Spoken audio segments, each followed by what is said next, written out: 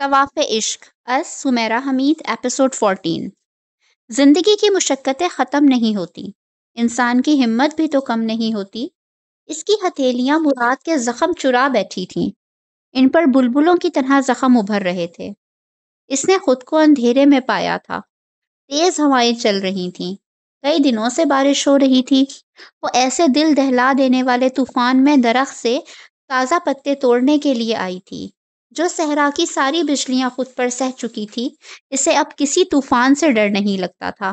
وہ بھیگ چکی تھی، سردی سے کانپ رہی تھی۔ پتے توڑتے ہوئے اس کی نظر اپنے جسم پر بننے والے داغوں پر پڑی تو اس نے جھٹکے سے آستین کو اوپر کھینچا اور دیکھا۔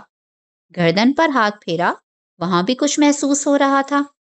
وہ اتنی حواس باختہ ہو گئی کہ ہوا کے تیز جھکڑ کے ساتھ کئی قدم دور کھنچتی چلی گئی۔ آسمان کی کڑکتی بجلیوں میں اس نے اپنی ہتھیلیوں کو دیکھنا چاہا۔ وہ ہاتھوں کو اوپر نیچے لہرا کر آنکھوں کے سامنے لا کر دیکھ رہی تھی۔ وہ مراد کی ہتھیلیوں جیسی تھیں۔ تازہ پتوں کا ڈھیر وہیں زمین پر گرا رہ گیا اور وہ ساری دنیا کو پیچھے چھوڑ کر شہر کی طرف بھاگی تھی۔ ایسی طوفانی بارش میں وہ سارا جہاں بھلا کر بھاگ رہی تھی۔ وہ روتی جا رہی تھی، وہ کمزور تھی، وہ ناتواں تھی۔ تم اتنی خوفزدہ کیوں ہو؟ ایسی طوفانی بارش میں وہ جس حال میں طبیب کے پاس آئی وہ اس پر ترس کھائے بغیر نہیں رہ سکا تھا۔ میری ہتھیلیاں مراد کے ہاتھوں جیسی کیوں ہو رہی ہیں؟ بیماری تم تک آئی تو ہے، بڑھ بھی سکتی ہے۔ اگر تم کچھ عرصہ اس گھر سے دور رہو تو یہ ٹھیک ہو سکتی ہے۔ دور؟ کہاں؟ وہ ہونکوں کی طرح طبیب اور خود سے پوچھ رہی تھی۔ اتنا زیادہ پریشان ہونے کی ضرورت نہیں ہے۔ ان پتوں کو لیپ بنا کر اپنے زخموں پر لگا لو۔ زیادہ احتیاط کرو، فائدہ ہوگا۔ ذرا احتیاط کرو، فائدہ ہوگا۔ فائدہ تب ہوتا جب پہلے ہی نقصان نہ ہو چکا ہوتا۔ مراد کے زخم صاف کرنے کے بعد اسے شہر میں چند لوگوں کے گھر جانا ہوتا تھا، وہاں کام کرنا ہوتا تھا۔ اس مشقت سے وہ اپنا اور مراد کا پیٹ پالتی تھی۔ نکاح کے چند دنوں بعد تک مراد کے سوتیلے بھائی کے گھر سے کھانا آتا رہا تھا، پھر اس نے آ کر بتا دیا تھا کہ وہ مزید ان کا پیٹ نہیں پال سکتا۔ وہ چپ چاپ سنتی رہی۔ وہ چلا گیا تو مراد نے کہا، میرا سارا حصہ میرا یہ بھائی ہڑپ کر چکا ہے۔ دیکھو، اس کا دل اتنا تنگ ہو چکا ہے کہ یہ اناج کے چند دانے دینے پر بھی راضی نہیں ہے۔ حقدار کو حق نہ دو، تھوڑا رحم ہی دے دو۔ رحم کی تلاش میں وہ شہر چلی گئی تھی۔ وہ اس کے سوتیلے بھائی سے ملی تھی کہ وہ اسے ایک چکی لے دے، وہ آٹا پیس کر اپنا پیٹ بھر لے گی۔ تمہیں آٹا دے گا کون؟ جس جگہ تم رہتی ہو وہاں سے کوئی ایک تنکا بھی نہیں لے گا۔ اس کی یہ بات ٹھیک تھی، لیکن لہجہ بہت خراب تھا۔ وہ گھر گھر گئی۔ اسے 3 جگہ پر کام مل گیا تھا، کہیں باغ کی صفائی کا، کہیں چکی پیسنے کا، کہیں پانی بھرنے کا۔ کنویں سے پانی بھرنے کا کام اس کے لیے سخت رہتا تھا۔ دور پچھواڑے سے کنویں سے پانی بھر کر دور اندر آٹا دور اندر لانا، پینے کے برتن بھرنا، استعمال کے برتن بھرنا، آرائش کے حوض کے صاف کرنا، انہیں بھرنا، پانی گرم کرنا، مردانہ زنانہ حمام بھرنا، رات واپسی پر پہلے مراد کے زخم صاف کرنا، اسے کھانا کھلانا، پھر خود کھانا۔ میں خدا سے دعا کرتا ہوں کہ وہ میرا بوجھ تم پر سے آسان کر دے۔ وہ جب نوالے بنا کر مراد کے منہ میں ڈالتی تھی تو وہ بیچارہ آبدیدہ ہو جاتا تھا، ہر بار ہی ہو جاتا تھا۔ وہ کچھ ایسا حساس رہا تھا کہ جب اس کی طرف دیکھتا تھا شرمندگی سے نظریں جھکا لیتا تھا، اور وہ اپنی چادر سے اس کی نم آنکھیں صاف کیا کرتی تھی۔ حالات کیسے بھی ہوں، خود کو بوجھ نہیں سمجھنا چاہیے مراد۔ جسم ناکارہ ہو سکتا ہے لیکن روح سلامت رہتی ہے۔ بڑی شرم کی بات ہے، میری بیوی شہر میں گھر گھر۔ کیسی شرم! کرم یہ تو نہیں کہ میں کسی بڑے گھر میں آرام سے بیٹھ کر نعمتیں کھاؤں۔ کیا تب ہی میں خوش قسمت ہوں گی؟ تو کیا مجھ جیسے بیمار کی تیمارداری خوش قسمتی ہے؟ خود ہی تو کہا تھا کہ میں فرشتہ ہوں، فرشتوں کو ایسی ہی خوش قسمتیاں نصیب ہوتی ہیں۔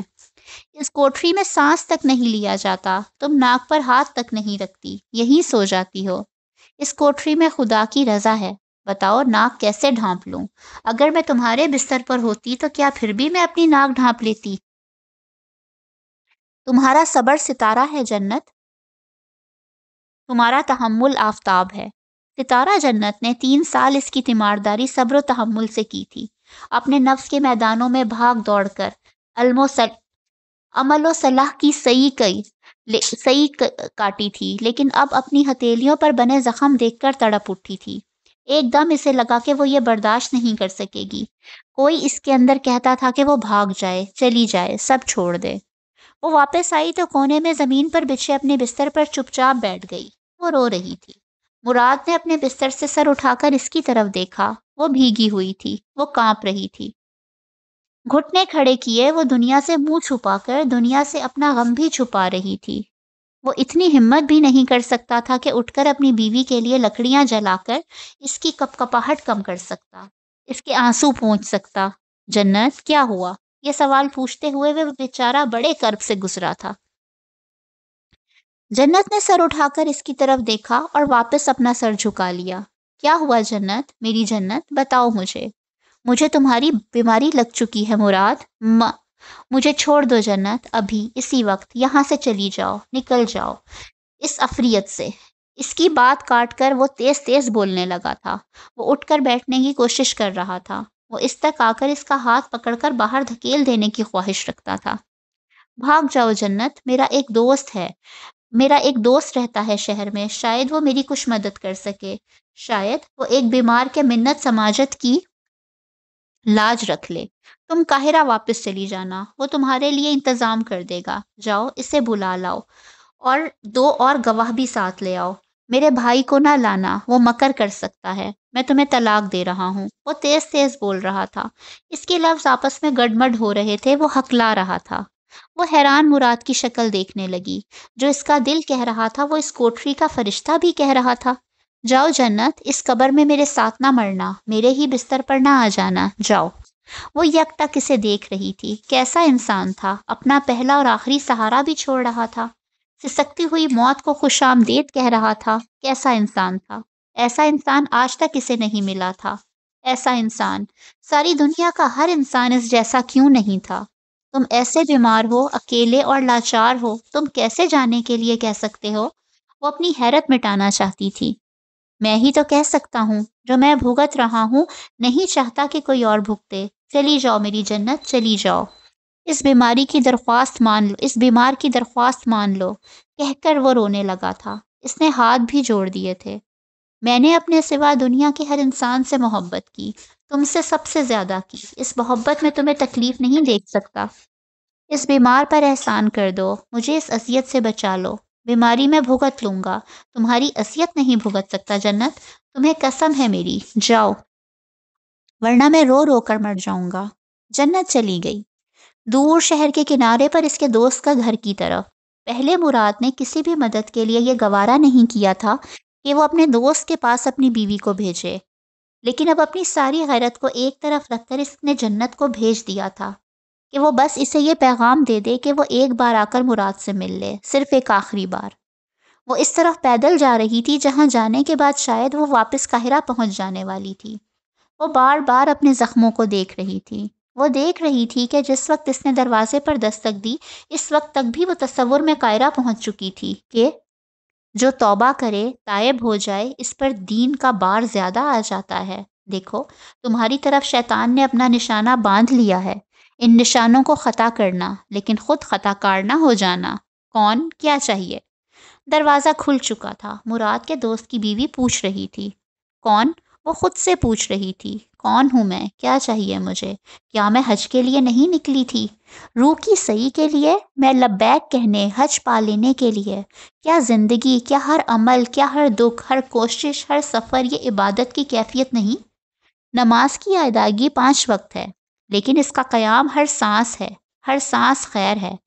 حج صاحب حیثیت پر فرض ہے۔ کیا میرا ہر عمل میری حیثیت نہیں؟ کیا میرا احرام، میرا رنگ، میری روح کا نور نہیں؟ کیا وہ میرے ہی اندر نہیں ہے؟ اندر آ جاؤ۔ تم شاید مراد کی بیوی ہو، دروازہ کھولنے والی کہہ رہی تھی۔ وہ پلٹی اور بھاگتی ہوئی مراد کے پاس واپس آئی۔ اپنی قسم واپس لے لو مراد، میں اپنی لبیک واپس نہیں لے سکتی۔ اس نے درخت سے پتے توڑے، لکڑیاں اکٹھی کیں اور آگ جلا کر مراد کے لیے اس کی دوا بنانے لگی۔ مراد، وہ اسے چھوڑ کر جاتی تو پھر دنیا کی ہر نعمت کو خود پر حرام کروا لیتی۔ اگر وہ بھی مراد کو چھوڑ دے گی تو پھر دنیا میں کہیں کوئی نیکی نہیں کر پائے گی، کوئی عبادت قائم نہیں کر پائے گی، رکوع اور سجدے میں جھک نہیں پائے گی۔ اگر مراد کو چھوڑ دیا تو طوائف پر طواف کر کے حاضری بھی نہیں لگوا پائے گی۔ کل صبح میں دوسرے شہر جاؤں گی، ایک ایک کر کے ہر شہر جاؤں گی، تمہارے لیے طبیب ڈھونڈوں گی، تمہیں اللہ کے حوالے کر کے جاؤں گی۔ تم مراد دوبارہ مجھے کبھی ایسی قسم نہ دینا، دوبارہ مجھ سے گواہ لانے کے لیے نہ کہنا، میں حج کے لیے نکلی تھی اور تم سے آ ملی۔ دیکھو مراد، تمہارے لیے رب نے ہواؤں کا رخ پھیر دیا، اس رب کے لیے میں اپنا دل کیسے نہ پھیر دوں؟ میری منزل کے راستے میں اس نے تمہیں رکھ دیا، اس منزل تک پہنچنے کے لیے میں تمہیں کیسے چھوڑ دوں؟ تم سے ہی ہو کر مجھے میری منزل ملے گی، میرا حج، میرا رب۔ میں صاحب حیثیت ہو کر جانا چاہتی ہوں مراد، اور میری حیثیت تم ہو، میرے صاحب تم ہو۔ پہلے تمہیں صبر کا گھونٹ بھر کر قبول کیا تھا، آج تمہیں محبت سے قبول کرتی ہوں۔ رب البشر کی محبت کا راز محب بشر میں پوشیدہ ہے۔ انسان یہ رب کی محبت کا مرکز ہے، اس سے محبت کرنے والا رب کی محبت کا مرکز ہے۔ کلام حق کی تحریر۔ اس کی حیثیت، اس کی شان قصوہ تھی، وہ اتنی بڑی ہو چکی تھی کہ مدرسے جانے لگی تھی۔ وہ روز صبح و شام اسے مدرسے چھوڑنے اور لینے جاتی تھی۔ اس نے بہت تیزی سے قرآن حفظ کیا تھا۔ وہ دوسری بچیوں میں اس لیے بھی ممتاز تھی کہ ایک صرف اس کی والدہ ایسی تھیں جس کا آدھا منہ جلا ہوا تھا۔ جب والدہ مدرسے آتیں تو بچے سے دیکھ کر سہم جاتے۔ اکثر بچے مذاق کرتے کہ قصوہ کی والدہ چڑیل ہے، قصوہ کو کسی نے تنگ کیا تو وہ انہیں کھا جائے گی۔ کیا آپ چڑیل ہیں؟ قصوہ کے دل کو کتنی تکلیف پہنچتی تھی۔ چڑیل ہونے میں کیا برا ہے قصوہ؟ وہ اس کا منہ چوم چوم کر تھکتی نہیں تھی۔ چڑیلیں بری ہوتی ہیں؟ وہ منہ لٹکا لیتی۔ نہیں میری بچی، جو برے ہوتے ہیں وہ تو کوئی اور ہی ہوتے ہیں، وہ آپ کا مذاق اڑاتے ہیں۔ لوگوں کو معاف کرنا سیکھو، ہر بار، ہر روز۔ کیا لوگ ہمیں معاف کرتے ہیں؟ اللہ کرتا ہے، سب کو معاف کرتا ہے، پھر ہمیں لوگوں سے کیا لینا دینا؟ تمہارا امتحان آنے والا ہے، تمہیں عالموں اور استادوں کے سامنے پیش ہونا ہے، تمہاری آزمائش ہوگی، تمہیں اس پر دھیان دینا چاہیے۔ جلد ہی تم اپنی والدہ کا خواب پورا کرنے والی ہو، تم قصوۃ الکعبہ کی تیاری کی سعادت حاصل کرنے والی ہو۔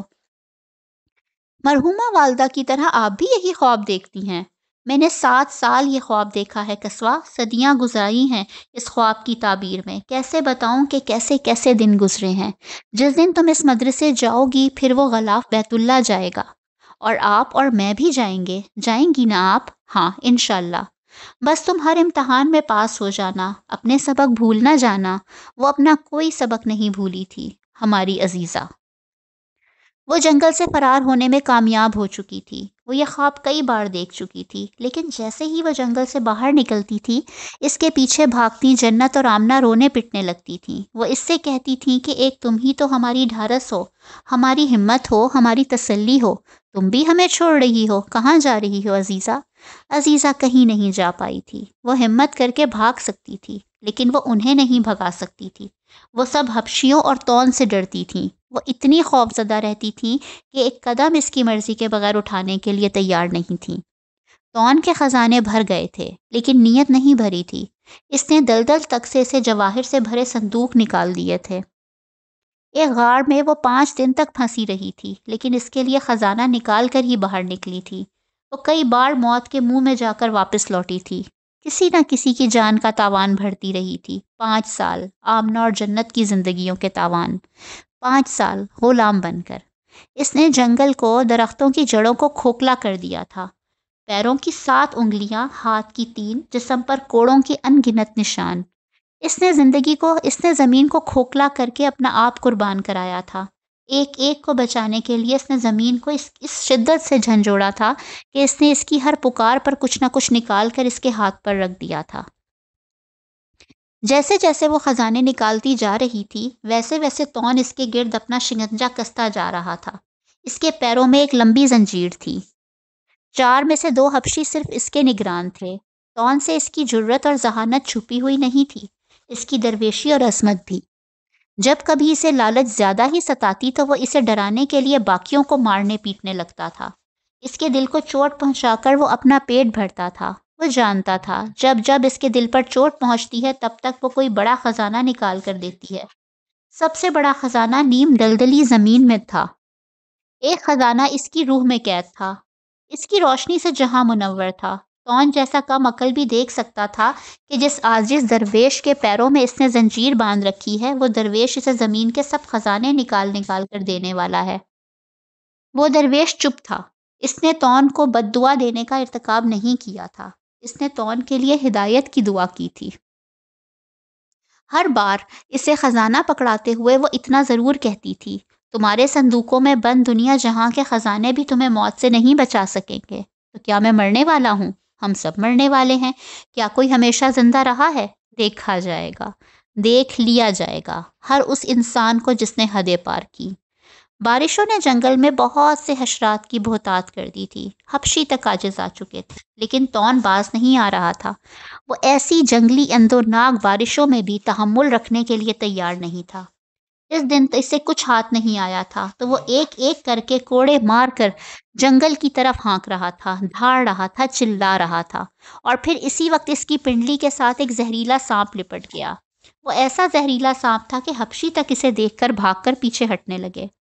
آگے بڑھ کر عزیزہ نے ایک وزنی پتھر اٹھا کر سانپ کو مارا تھا، لیکن وہ تب تک اس کی پنڈلی میں اپنا زہر اتار چکا تھا۔ اس کا رنگ نیلا پڑ چکا تھا اور وہ بس ایک ہی بات دہرا رہا تھا، عزیزہ مجھے بچا لو، مجھے اپنے خدا کے لیے، اپنے خدا سے کہہ کر مجھے بچا لو۔ عزیزہ حیران پریشان اس فرعون صفت انسان کو دیکھ رہی تھی۔ اسے خدا یاد بھی آیا تو عزیزہ کا، اپنے خدا کو تو وہ بھول چکا تھا۔ سب کو آزاد کر دوں گا، وعدہ، مجھے بچا لو۔ حبشی اس کی ٹانگ میں خنجر سے کٹ لگا کر خون نکال رہا تھا۔ وہ بھاگی ہوئی گئی اور وہ ساری جڑی بوٹیاں اکٹھی کرنے لگی جو وہ اپنے زخموں پر لگاتے تھے، کسی زہریلے کیڑے کے کاٹ لینے سے، کسی زہریلے زخم کے پھیل اور ناسور بن جانے پر۔ ایک بچی نے اس کا ہاتھ منت سے پکڑ لیا، خدا کے لیے عزیزہ یہ ظلم نہ کرو، مر جانے دو اسے، یہ ہمیں آزاد نہیں کرے گا، یہ جھوٹا ہے، یہ مکر کر رہا ہے، موت کو دیکھ کر ڈر رہا ہے۔ عزیزہ نے ایک لمحہ رک کر سوچا، وہ تون کی بند ہوتی آنکھوں کی طرف دیکھ رہی تھی اور پھر حق کی طرف۔ بروں کا حق یہ ہے کہ وہ برے بنیں، جو چاہیں کریں، اور جو حق پر ہوں ان کا فرض ہے کہ وہ صرف وہ کریں جس کا حکم ہے، رحم، کلام حق۔ ہاتھوں کے زخم چھپا کر رکھنے پر بھی اسے کاموں سے نکال دیا گیا تھا۔ چکی کا کام تو اس نے خود چھوڑ دیا تھا۔ وہ نہیں چاہتی تھی کہ یہ بیماری وبا بنے۔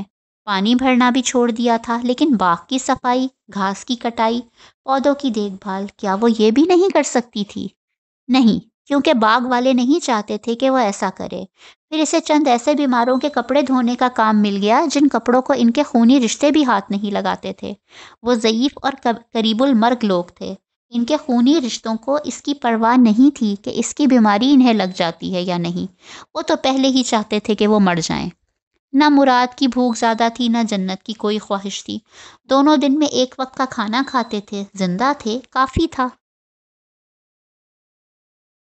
جو چند سکے سے مراد کی دوا کے لیے چاہیے تھے۔ ہر 15 دن بعد وہ کسی نہ کسی طبیب کی تلاش میں جایا کرتی تھی، مراد کو اللہ کے حوالے کر کے۔ وہ دیوانوں کی طرح طبیب ڈھونڈا کرتی تھی، کوئی مل جاتا تھا تو اس کے ساتھ آنے کے لیے تیار نہیں ہوتا تھا۔ جو آنا چاہتا تھا وہ سفر کے خرچ کا مطالبہ کرتا تھا، جو جائز بھی تھا۔ جو صرف دوا دے رہا تھا، وہ دوا مراد پر کوئی اثر نہیں کرتی تھی۔ بیمار کا معائنہ ہی نہیں کیا جائے گا تو مرض کیسے پکڑا جائے گا؟ بے قراری کے میدان میں وہ یہاں وہاں ادھر ادھر بھاگتی پھرتی تھی۔ تم خود کو ہلکان نہ کرو جنت، میں خوش باش ہوں، مراد ہنسنے کی کوشش کیا کرتا تھا۔ تمہیں ایسے دیکھ کر میں خوش نہیں ہوں، ابھی ہو جاؤ گی۔ اچھا ذرا بتاؤ، عزیزہ اور آمنہ میں سے تم سب سے زیادہ کس سے پیار کرتی تھی؟ اسے خوش کرنے کے لیے وہ اکثر پوچھ لیا کرتا تھا۔ دونوں اکثر رات کو اس کوٹری میں رات گئے تک باتیں کیا کرتے تھے۔ بھلا پاگلوں سے بھی کوئی پیار کرتا ہے، کہہ کر اس نے کہکا لگایا اور پھر وہ رو دی تھی۔ درویش نے کہا تھا کہ عزیزہ کی جرت ایسی ہے کہ اپنا دل بھی نکال کر رکھ دے گی، اور آمنہ، اس کا صبر ایسا ہے کہ پہاڑوں کا سینہ شک کر دے گا۔ صابر آمنہ۔ اس نے تدبر کا سینہ شک کر دیا تھا۔ قصوہ کے لیے اس نے غور و فکر کے سب غار احرام بلند کر لیے تھے۔ قصوہ کی تعلیم و تربیت میں اس نے کوئی کسر نہیں چھوڑی تھی۔ جہاں سے جتنی کتابیں ملی تھیں وہ سب اس نے پڑھ لی تھیں۔ اس نے قصوہ کو ایسے تیار کیا تھا جیسے جہاد نفس میں مومن تیار ہوتا ہے۔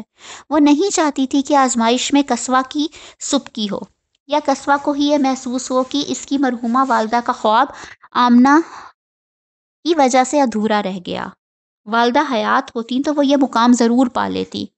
4 سال پہلے وہ خود بھی حافظ قرآن ہو چکی تھی۔ قصوہ کے امتحان کے مہینے میں اس نے دن رات اٹھتے بیٹھتے قرآن پڑھا تھا۔ آزمائش کے دن اس نے نماز تہجد سے نماز فجر تک دعا کا راستہ نہیں چھوڑا تھا۔ والدہ قصوہ بھی یہی کرتی نا۔ اس نے شہر کے حاجیوں کو، شہر کے کاروان حج کو پیچھے سے غیر کی دعائیں دی تھیں۔ آج اسے اپنی بیٹی کی کامیابی کے لیے دعائیں چاہیے تھیں۔ شہر کی کتنی ہی بچیاں مدرسے میں آزمائش کے لیے تیار کی جا رہی تھیں۔ وہ سب کی کامیابی کے لیے دعا کر رہی تھی۔ وہ چاہتی تھی کہ کامیاب ہو جانے والے فلاح یاب بھی ہو جائیں، وہ بامراد بھی ہو جائیں۔ قصوہ کے بعد اس کی اپنی آزمائش بھی تھی۔ بچی کے ساتھ اس کی ماں کا ہونا ضروری تھا۔ ضعیفہ بہت بوڑھی ہو چکی تھی۔ قصوہ کو آمنہ کے حوالے کر کے وہ تارک دنیا ہو چکی تھی۔ گھر بار سب کچھ ستیلوں پر چھوڑ دیا تھا۔ انہوں نے بھی گھر کے 2 کمرے ان تینوں کو دے دیے تھے، باقی کا سب کچھ سمیٹ لیا تھا۔ ضعیفہ کی عاجزی اور سخاوت، آمنہ کی لیاقت، شعور، نیک طبیعت لوگوں میں بہت مقبول تھی۔ لوگ اس کی عزت کرتے تھے۔ اسے قصوہ کی والدہ کی حیثیت سے جانا جاتا تھا۔ سب کا ماننا تھا کہ اگر قصوہ جیسی بچی مدرسے کے امتحان میں کامیاب نہیں ہو سکی تو پھر کوئی بچی نہیں ہوگی۔ وہ اپنے امتحان میں کامیاب ہو چکی تھی۔ مدرسے کے عالم اور اساتذہ اس سے بہت خوش تھے۔ قرات، تلفظ، خوش الحانی، دین پر اس کی معلومات، قصوۃ الکعبہ سے عقیدت، حج کی بنیادی معلومات سے وہ متاثر ہوئے تھے۔ ہر بات قصوہ کے دل سے نکلی تھی۔ اس نے کوئی سبق یاد نہیں کیا تھا، ہر سبق سمجھا تھا، جانا تھا، پہچانا تھا۔ اس کے پاس علم تھا، رٹا نہیں۔ پھر والدہ کا امتحان تھا، والدہ بھی تیار تھیں۔ غور و فکر، اس کے پاس ایک یہ استاد ہمیشہ رہا تھا، اور اس استاد نے اسے ہمیشہ بہت کچھ سکھایا تھا۔ استاد نے اسے ناکام نہیں ہونے دیا تھا۔ قصوہ کی طرح اسے بھی تعریفی سند ملی تھی۔ قصوہ کو غلاف کعبہ کی تیاری کے لیے مدرسے میں داخل کر لیا گیا تھا۔ وہ اتنی خوش تھی کہ خوشی سے کچھ کھا نہیں سکی، رات کو سو نہیں پائی۔ وہ آمنہ اور عزیزہ سے باتیں کرتی رہی تھی۔ جس غلاف کعبہ کو دیکھنے کے لیے ہم تڑپ رہی تھیں، وہ غلاف میری بیٹی بھی بنانے والی ہے۔ اعزازی طور پر ہم قصوۃ الکعبہ کو قریب سے دیکھ سکیں گے۔ ہم کارواں کے ساتھ حج کے لیے بھی جائیں گے۔ تم نے دیکھا عزیزہ، وقت کیسے بدلا؟ دیکھا تم نے کہ میرا مقام اور رتبہ اللہ نے کیسے بدل دیا؟ مقام اور رتبہ، حسب اور نسب۔ مخمل کے کپڑے پر لکھا ہوا حسب نسب، والد، والدہ، دادا دادی، نانا نانی، قصوہ کا حسب نسب تیار تھا۔ وہ دے دیا گیا تھا۔ والدہ مرحومہ کے ساتھ والدہ آمنہ کا نام بھی لکھا تھا۔ آمنہ نے یہ حسب نسب خود استادوں کے سامنے رکھا تھا۔ وہ جانتی ہی نہیں تھی والدہ آمنہ کا حسب، وہ جانتی ہی نہیں تھی کہ یہ سوال بھی ہوگا۔ والدہ آمنہ کا حسب نسب، میرا حسب نسب۔ سامنے 5 عالم دین بیٹھے تھے، دوسری طرف نامی گرامی استاد۔ سامنے آمنہ 2 زانو بیٹھی تھی۔ آپ نے تربیت کی ہے نا بچی کی، اس کی حقیقی والدہ تو وفات پا چکی ہیں۔ وہ اپنی بات کی وضاحت کر رہے تھے۔ آمنہ نے گردن موڑ کر ضعیفہ کو دیکھا۔ وہ نابینا ضرور تھیں لیکن بہری نہیں۔ آمنہ کے دل کی دھڑکن پا گئی تھیں۔ آمنہ میری بیٹی جیسی ہے۔ بیٹی جیسی کا حسب نسب کہاں ہے؟ خادمہ نے ماں بن کر پالا ہے تو حسب نسب تو ہوگا۔ والد، والدہ کا نام، شہر، وہ چڑ گئے تھے۔ آمنہ کو تو چپ ہی لگ چکی تھی۔ جس وقت ابن منصور طوائف طوائف چلا رہا تھا، اس وقت اس کے دل میں ایسا وبال مچا تھا۔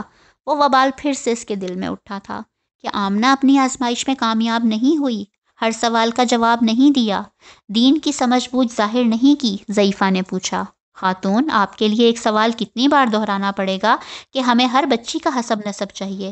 اگر والدہ آمنہ نے پرورش کی ہے تو ان کا بھی چاہیے۔ کیا غلاف کعبہ حسب نسب مانگتا ہے؟ سب نے حیرت سے اس نابینا عورت کو دیکھا۔ آپ کا احترام جائز ہے لیکن گستاخی ہم سے بھی نہ کی جائے گی، غصے سے کہا گیا۔ قصوہ حافظ قرآن ہے، قابل بچی ہے۔ آمنہ کا علم اور تدبر کسی سے کم نہیں، حسب نسب کی ضرورت ہی کہاں رہ جاتی ہے؟ خاتون آمنہ، آپ اپنا حسب نسب دے رہی ہیں یا نہیں؟ اب غصے سے آمنہ سے پوچھا گیا، کیا دینا ضروری ہے؟ کیا قصوہ کو اس کے بغیر؟ زبان اٹک گئی، آواز بند ہو گئی۔ والد کا نام، والدہ کا نام، والد کا پیشہ۔ اس کا اس کا سوال کا جواب دینے کی بجائے یہ سوال کیا گیا تھا۔ آمنہ کے ہونٹ کانپ رہے تھے، سب اسے دیکھ رہے تھے۔ وہ مدرسے کی اونچی چھت کے نیچے بہت چھوٹی ہو گئی تھی۔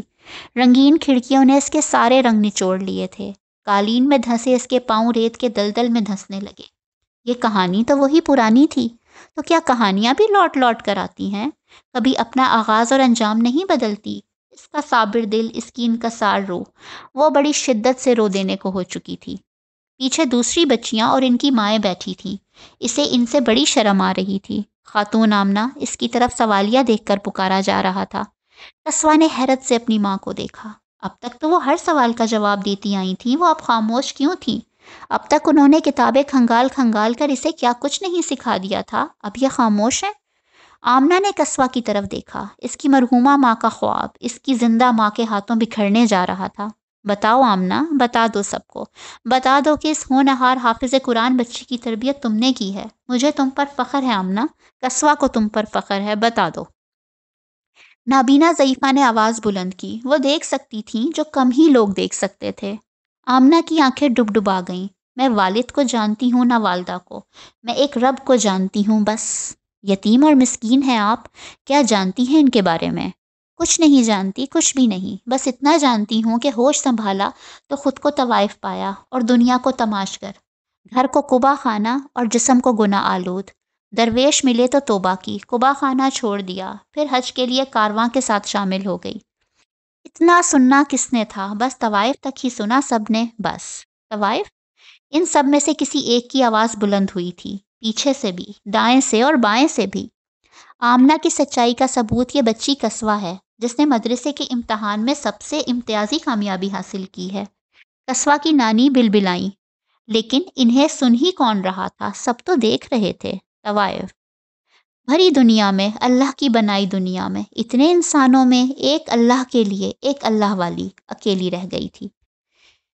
چینل کو سبسکرائب اور ویڈیو کو لائک اور شیئر ضرور کیجیے گا۔ ملتے ہیں نیکسٹ ویڈیو میں، تب تک اپنا خیال رکھیے گا۔ اللہ حافظ۔